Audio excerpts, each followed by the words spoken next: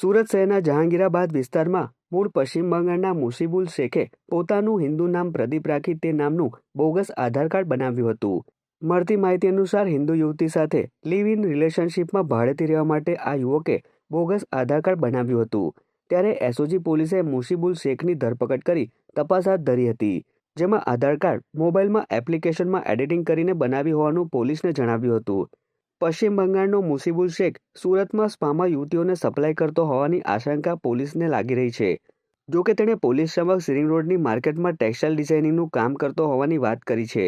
ત્યારે હાલ તો એસઓજી પોલીસે રાંદેર પોલીસ મથકમાં ફરિયાદ આપી છે, જેના આધારે પોલીસે મુસીબુલ શેખની ધરપકડ કરી વધુ તપાસ હાથ ધરી છે.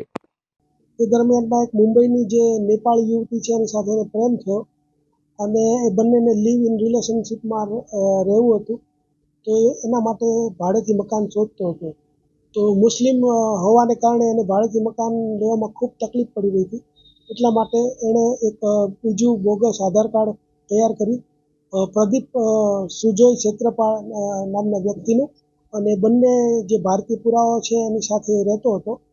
અને એની પાસેથી એક એનું જે મૂળ નામ છે મુસીબુલ મકબૂલ શેખ, એના નામનું એક પાન કાર્ડ પણ મળી આવ્યું છે. એટલે કે આ ત્રણેય વસ્તુ કબજે કરી અને બોગસ ડોક્યુમેન્ટનો ગુનો રજીસ્ટર કરીને એસઓજીએ કાયદેસરની કાર્યવાહી કરેલ છે.